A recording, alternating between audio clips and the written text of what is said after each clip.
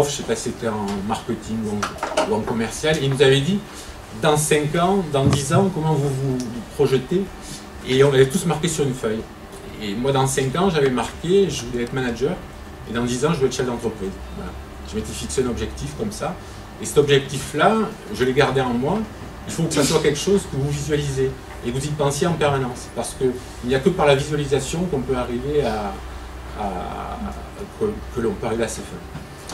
Je pondère, suivant les personnalités, ce qu'a dit Pascal, parce que moi, je n'avais absolument aucun plan sur la comète, je n'avais aucune confiance en moi, donc je n'avais aucun plan de carrière, et j'ai toujours avancé par passion, parce que je pense que quand on est convaincu et qu'on fait ce qu'on aime, on est meilleur que les autres.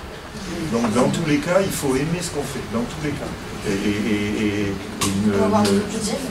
Et ne jamais se dire qu'on prend un job pour le salaire. Je veux dire, c'est d'abord avant tout parce qu'on va l'aimer. Si on l'aime, on est bon. Si on est bon, on a un super salaire. La base de toutes les stratégies, c'est d'être toujours, avoir plusieurs coups d'avance. Et puis surtout de faire plusieurs prévisionnels. Un prévisionnel optimiste, un prévisionnel pessimiste, un prévisionnel optimum. Et puis essayer de ne pas engager trop de choses. Voilà. C'est les joueurs d'échecs, hein. Il faut être constamment avec 3-4 coups d'avance, avoir le plan B, le plan C, le plan D, etc. Et effectivement, ne jamais être trop optimiste, parce que dans la réalité, ça ne se passe jamais comme sur le papier. Voilà, donc avoir toujours un sens de la réalité, et même si vous avez un prévisionnel qui vous semble réaliste, pensez toujours que de toute façon, il y a de fortes chances qu'il soit en dessous, au moins sur la première et la deuxième année. Mais ça, vous le gardez pour vous. Oui, vous ne le dites pas au banquier. Hein. Un projet, plus vous allez le faire précis, plus vous allez projeter des gens avec vous dans... Il ne faut surtout pas aller voir des gens en disant voilà, c'est encore ouvert, je me le demande. Non, j'ai participé à des jurys d'entreprise, dans des clubs d'entrepreneurs et ainsi de suite.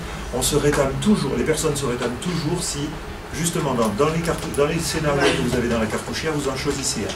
Et vous présentez ça comme si c'était la vérité détenue par la Bible, et que vous allez le revendiquer comme étant le truc dans lequel vous allez vous projeter. Et ça, c'est très très important, parce que vous pouvez ouvrir un nombre de portes qui est phénoménal. La force de conviction. La force de conviction et la capacité qu'on a à faire voir ce qu'on a dans sa tête. Donc il faut des projets qui soient être un artiste du PowerPoint, pourquoi pas de la PAO et ainsi de suite, pour être capable de... Moi, quand j'ai présenté à mes actionnaires les vues 3D, les logos, toute la marque, j'en pensais que la marque existait déjà. Et ça, c'était même les banquiers, ils me disaient, c'est une franchise? Non, non, et ça, c'est le soin qu'on a à mettre quand on vous dit de soigner un CV ou de vous soigner votre pitch, mais c'est plus une idée, une parole, quoi que ce soit, il faut qu'elle soit crédible. Et plus elle est verrouillée, plus elle est blindée, plus vous serez crédible, et plus on vous donnera de crédit et pourquoi pas de l'argent. Dans énormément de cas, c'est souvent à la revente de l'entreprise que tout d'un coup, la somme de travail a une vraie valeur. Actuellement, dans le milieu du bâtiment, qui reste donc un milieu très masculin, c'est pas évident de se faire sa place, parce que y a beaucoup de stéréotypes déjà sur le fait qu'aujourd'hui, beaucoup de chefs d'entreprise sont des hommes. Ensuite, parce que la femme, comme vous devez le savoir, en plus de son, de son job, doit gérer les à côté, donc sa vie privée, les enfants, la maison, enfin toutes ces choses-là, qui fait qu'on doit être en fait des Wonder Woman, je dirais. Et du coup, souvent, nos compétences sont remises en question en fait, quand on a affaire à des clients, même à des salariés dans l'entreprise, ou à des partenaires.